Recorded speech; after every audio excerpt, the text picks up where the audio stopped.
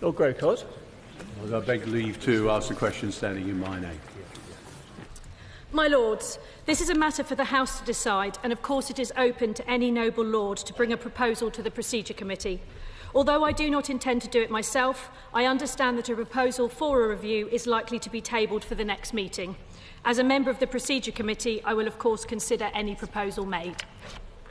Well, I'm grateful in part for that, and maybe the leader, when she does consider, she might reflect on a couple of things. One of which is that this must surely be the only legislative assembly anywhere in the world where the question time, the only person who's not allowed to speak is the Speaker.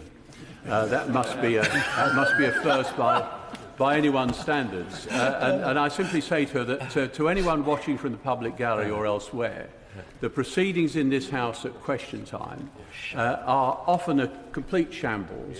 They're a shouting match and they're unintelligible to a neutral observer. So it's now 2 years nearly since we debated this in the House, and I just asked the leader if she will ensure, as far as it's within her power, that we have a debate on it and we reach a decision about the Speaker's power in time, maybe for an experiment to start at the beginning of the next session. Well, as I've said to the noble lord, my understanding is the proposal will be coming forward to the Procedure Committee. I haven't seen it, so I'm afraid I can't comment further on it. But I'm sure following a discussion on it, the Senior Deputy Speaker will update the House. My Lords, it is reasonable to expect that members of this House should be able to show courtesy to each other at question time. Indeed.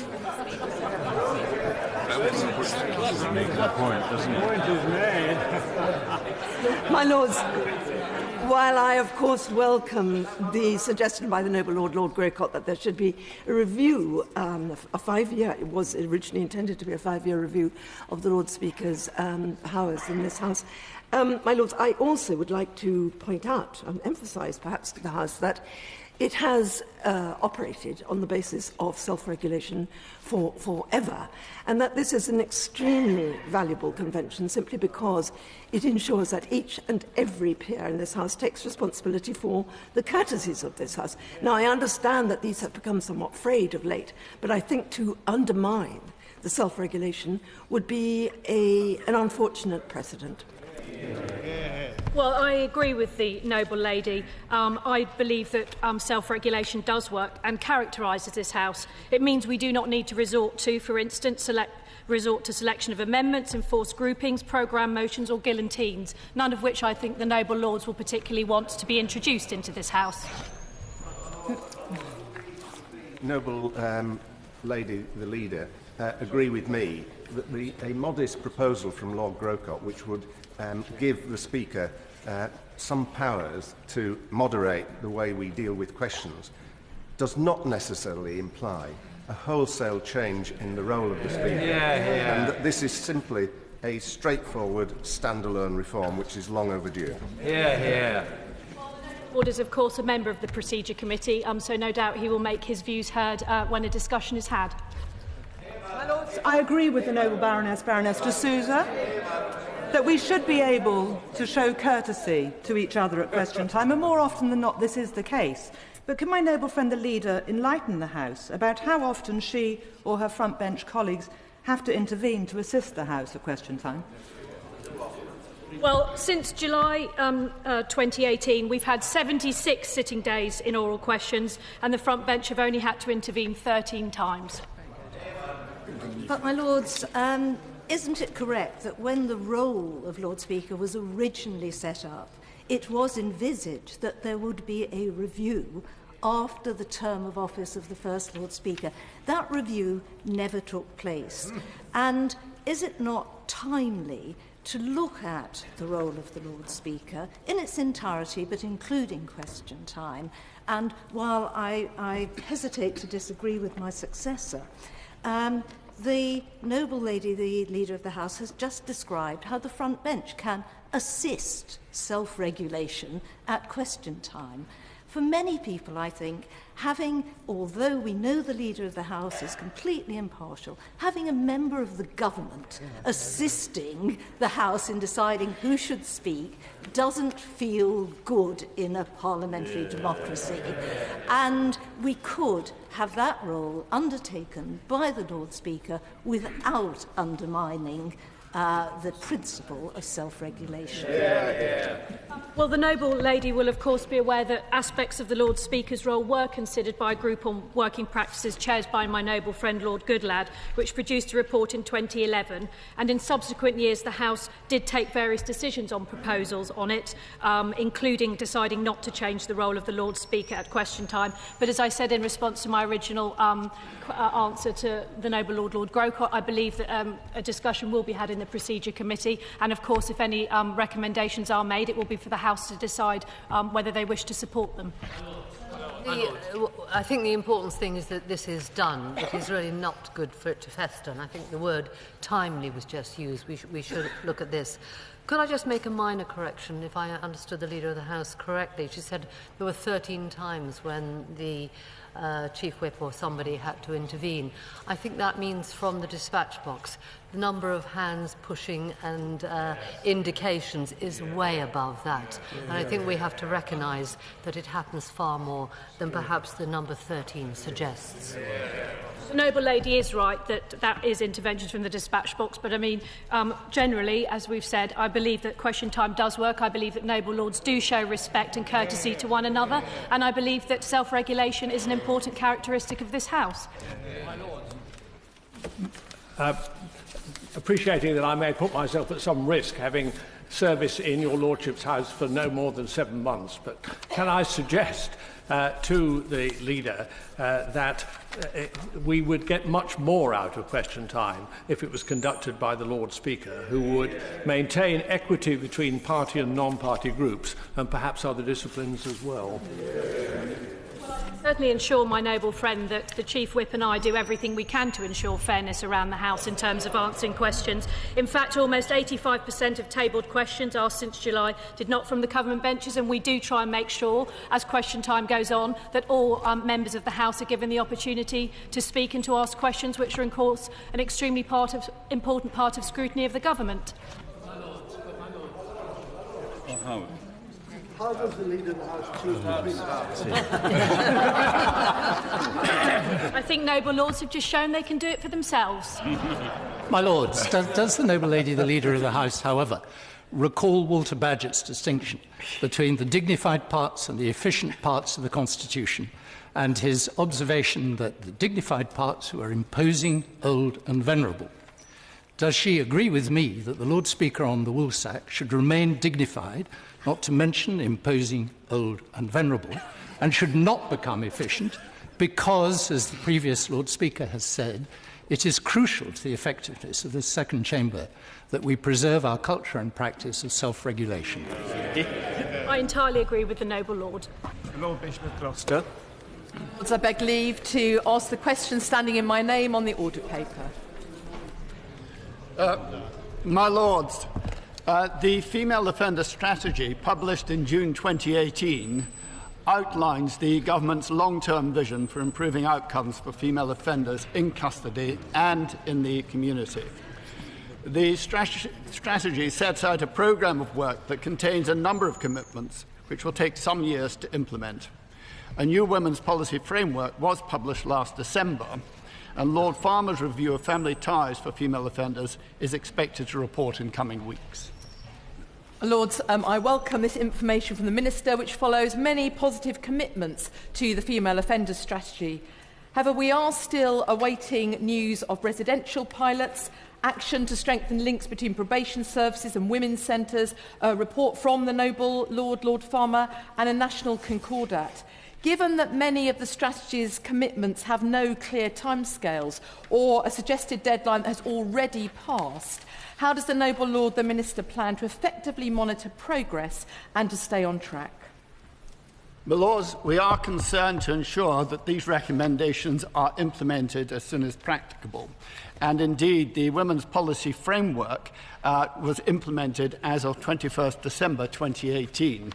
We are taking forward further work in partnership with other groups and parties. And indeed, I would notice the work of the Nelson Trust, which I know the Right Reverend Prelate is directly involved in, which recently put in bids for additional funding from the ministry in order to further its community work. And we are encouraged by the strength of that bid and similar bids and want to take this forward as soon as possible.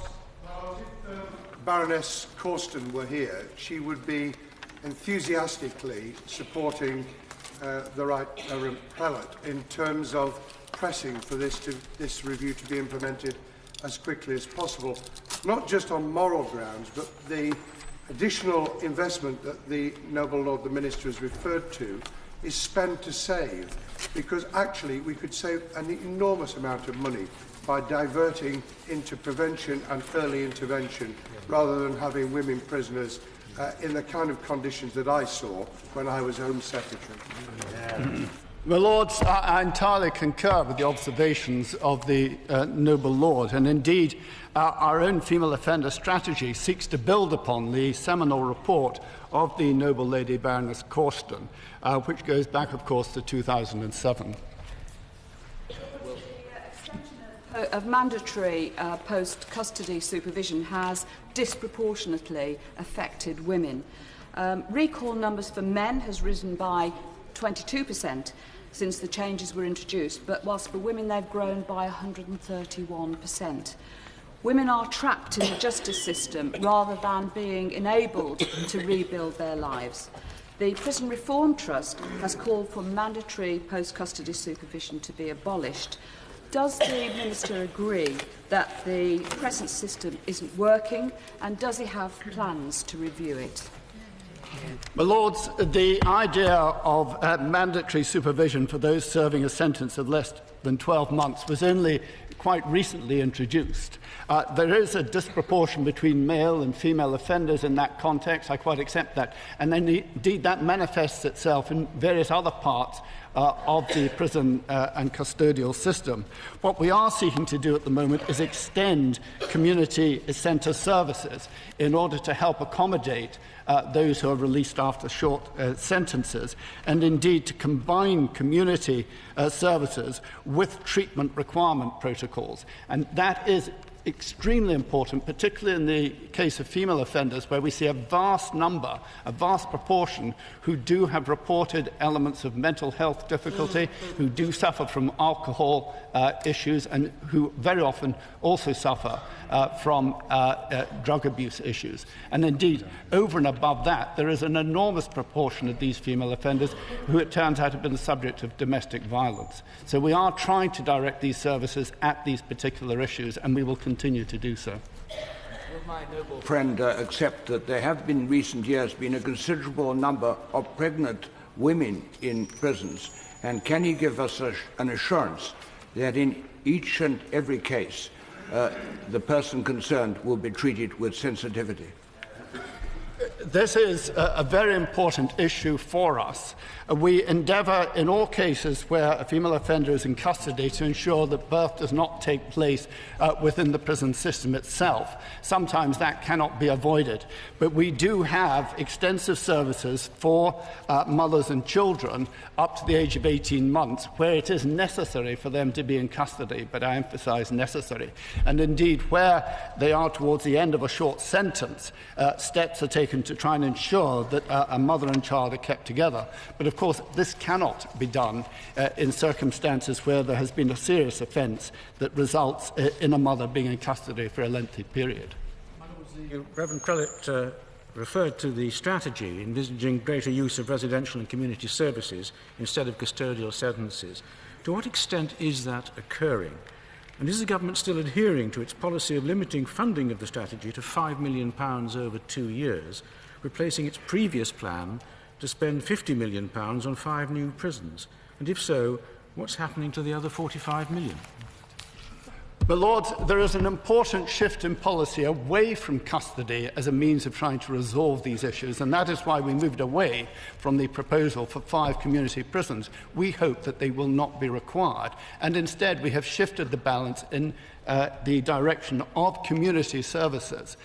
We are going to pilot such community residential services in 5 areas to see how it works, and for that purpose we have committed funding of up to £5 million over the next 2 years. But of course that will not be an end of the matter. We will address the consequences of the pilot in these 5 areas and see how we can take it forward from there. Does the Minister recall that some 15 years ago, during the period of my noble friend Lord Blunkett's custodianship of the Home Office, the Sentencing Guidelines Council approved indeterminate sentences for the more serious crimes, but on condition that for the less serious crimes there should be a significant reduction at the lower end, particularly for women, and particularly for women with debt. Unfortunately, from the judiciary's point of view, that has never been fully implemented. So can I congratulate the government in moving away from the custodial sentences and ask them to look to this long-standing recommendation that has never been fully implemented? I agree with the force of the noble Lord's point. In fact, Section 152 of the Criminal Justice Act 2003 does clearly require the courts to consider imposing non-custodial sentences unless it is otherwise justified. And indeed, the Sentencing Council guidelines from 2016 reinforce this move.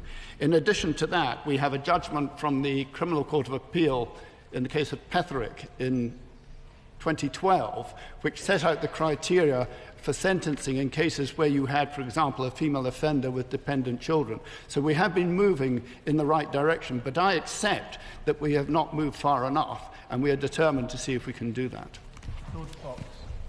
Lords, I beg leave to ask the question standing in my name on the order paper. My Lords, there are no restrictions on the creation of mapping databases of the UK. The UK has world-leading mapping data, and this is an area of competitive advantage, offering significant economic opportunities. The government created the Geospatial Commission in 2018 to elevate this strength, and it is currently developing a UK-wide strategy to realise the opportunities. As part of this, it will consider both risks and opportunities for current arrangements for access to mapping data. For his answer, my Lord's privately gathered data. There's at least one major high-definition survey going on, financed by a foreign-owned company which bases its services on Russian software, Russian mapping software. Data every day is being processed in places like Nairobi. This is not Google Maps. This is high-definition software which is pinpointing our civil infrastructure. So the Minister seems relatively unconcerned about this. Can he assure your Lordship's House that a risk analysis will be carried out on the security nature of this data and some sort of strategy around how this is controlled within the obviously important commercial interests that are going on in this country? Yeah. Well, I understand the noble Lord's concern, and he's tabled a number of written questions on this subject. And in view of that concern, I have gone back to those who are responsible for security, and I've received an assurance that those responsible for our critical national infrastructure are not asking for the restrictions on commercial mapping that the noble Lord is seeking. Digital mapping and the metadata associated with it are absolutely crucial in terms of establishing nodal analysis and targeting. Nodal analysis being identifying the points within one's water systems, energy systems, transport systems, that by taking out that one spot or 2 spots you can bring a nation to its knees. Bearing that in mind, could the noble Lord the Minister let us know exactly who is looking at this to make this decision? Because it is a pretty critical thing and something we went to immense efforts as a nation to discover about people who might be our enemies so we could do them harm. We don't want to open ourselves up to people to do us harm. I understand the noble lord's concern. Access to critical national infrastructure sites is, of course, heavily restricted. Ordnance Survey, as the government-owned national mapping agency, is the only mapping organisation that has right of access to property for the purpose of mapping under the Ordnance Survey Act, passed by your lordship's house in 1841. But of course, in view of the concern which the noble lord has expressed and that of the noble lord, Lord Fox, I will go back just to double-check the information which I have been given. And of course, much of this information is already obtainable through satellites, through Google Street Survey, and the Soviet Union has been mapping the UK since the 1940s. So I think one has to be realistic about the amount of information that is already available. Satellites can identify objects at 30 centimetres long. Care to comment on the following? I was returning in a taxi, or minicab, whatever, from outside London to London. And going up my road, the driver said, "And the colour of your front door is," and he knew exactly what it was. Is that a healthy situation to be in? Well, I hope it enabled the noble lord to reach his destination. The geophysical data that is available does help people in their everyday lives. Noble lords waiting for a 159 bus outside can use their iPhones to see when that bus will be coming. Noble lords who may have forgotten where they parked their car can use their mobile phones to identify it. Lords who go jogging in the morning can see whether they are going faster or slower than other noble lords on the same circuit. So I think one has to recognise that there are real advantages from having this geophysical data, and I wouldn't be concerned if everybody knew the colour of my front door. During the Second World War, during a period in which many members of the Conservative Party still appear to live, a suspicious foreigner taking pictures of houses would have been stopped by some doughty Briton like Marc Francois and challenged in case he was a German. There were, and surely still are, some security questions to answer.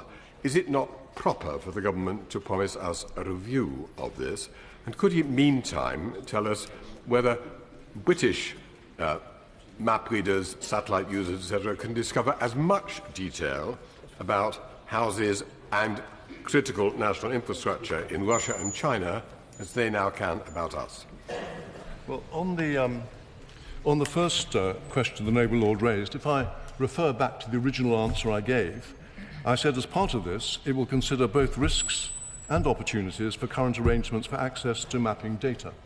In this country, because of the excellence of Ordnance Survey, there are actually relatively few commercial marketing organisations doing this work. What most of them do is actually build on the data for Ordnance Survey and add value to it. But what knowledge we have of critical installations in Russia matter for the MOD rather than from a humble minister in the Cabinet Office. But in view of the views that have been expressed on both sides, I will go back and just double-check the information that I've been given. I do fear there's a case of your Lordship's house trying to shut a stable door that has long been open. But the noble Lord the Minister has highlighted our increasing dependence, whether jogging or whatever else it may be, on global navigation data. Would he care to comment? Because it's not just noble lords jogging or trying to find their cars, but it is the maritime world, it is trains, it is everything else that is dependent on GNSS data.